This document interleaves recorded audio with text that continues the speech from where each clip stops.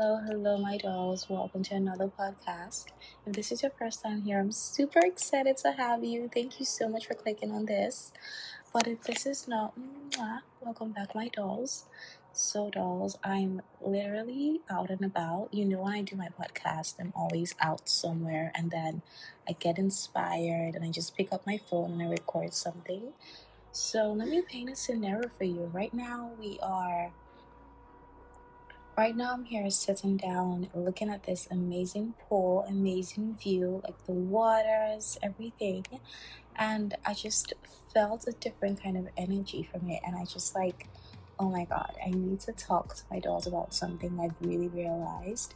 And it's the importance of your environment and how your environment really plays a huge part in your identity and how you see yourself and who you end up becoming, to be honest. I feel like if you have been in this work in my field for a while, you've heard this. You know that your energy, you know that your environment plays a huge part, but I feel like impact it plays is not talked about enough. And yeah, I think that's what I want to say and go deeply into this podcast. And also to start with this, I'm sure that there are some places you find yourself in that you act better, you feel better, you feel like a higher version of yourself because you're like, oh, see the caliber of people here. I have to like be at my best.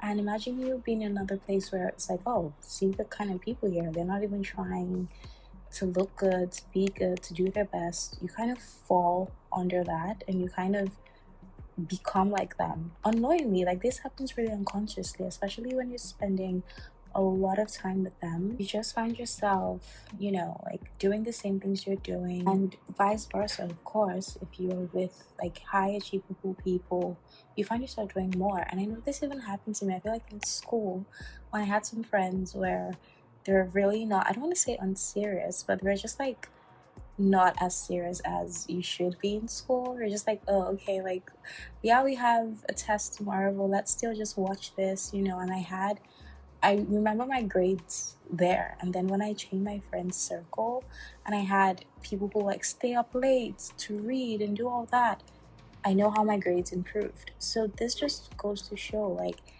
the caliber of people you are, because when you talk about environment, it's not just like the physical things, it's also the kind of people you're hanging around, because that also plays a huge part in like your personality and your identity.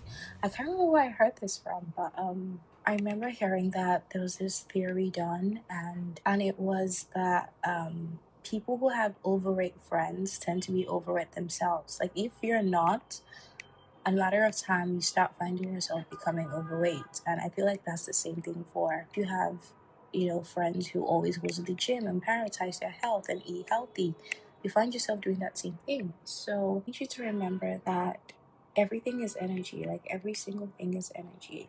And when I mean everything, I mean your chair, your phone, your jewelry, your hair, like the table, every single thing, every person, every interaction you have is practically energy.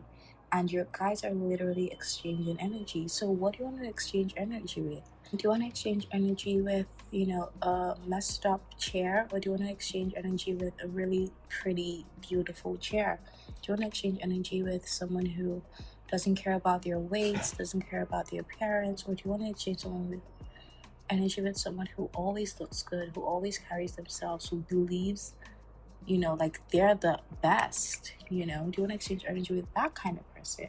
And I've also felt like that's why it's like we love looking at beautiful women or beautiful things. When you go and you look at beautiful things, there's a way you feel. There's a certain energy that comes from that, and you just feel better. It makes you feel good. So just remember that everything is energy. Hello, dolls. This is future me. So the next clip you're about to hear, I was out and about, and the recording, there's a lot of background noise, but if you can bypass that and listen to what I have to say, it'll really be of great help to you. So enjoy. Yeah, I just want to, I feel like this is just a reminder that if you're find yourself being stagnant in your business, in your glow up journey, in your feminine journey, in anything you want to do, just change your environment. Think about it. Like, oh, have I been here for a while? Have I been visiting the same places, seeing the same things over and over for, like many years now, or just a few months now, if you don't feel like, especially as creatives, I feel like I'm creative as well. So if you're a creative, I feel like you need to always switch up your environment, because that helps you, create more, and also doesn't keep you stagnant. Because if you're always visiting the same places, watching the same movies, doing the same things, it starts to get kind of repetitive, your creation, right? So it's always good to expand your reality, expand your views, expand your environments, expand where you are. It's like, it's very, very important. Of course, you're still going to go back home.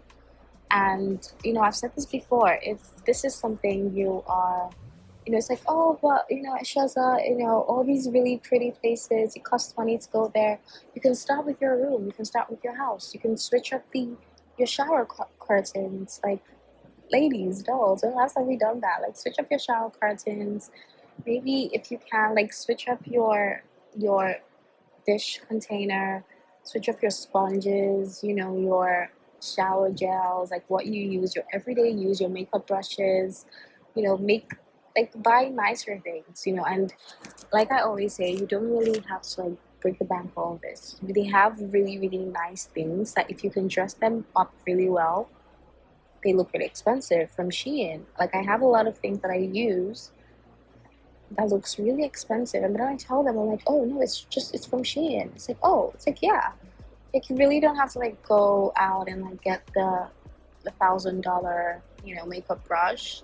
They're cute ones you can find from Amazon, Primark, that are cute, that just, like, kind of just little things that can enhance and spice up how you view yourself. Because remember that your environment is also really tied to your identity. So the places you're visiting, you know, a lot, is like, yeah, of course I go to this coffee shop because I'm a Starbucks girl. I have this is exactly what I order. They know my regular, things like that. Just start changing it. Say, oh, okay, I'm now a bubble tea girl. Like, whatever that is for you. Or take coffee in another place. Instead of going to Starbucks, go to a really high-end place and just get your coffee.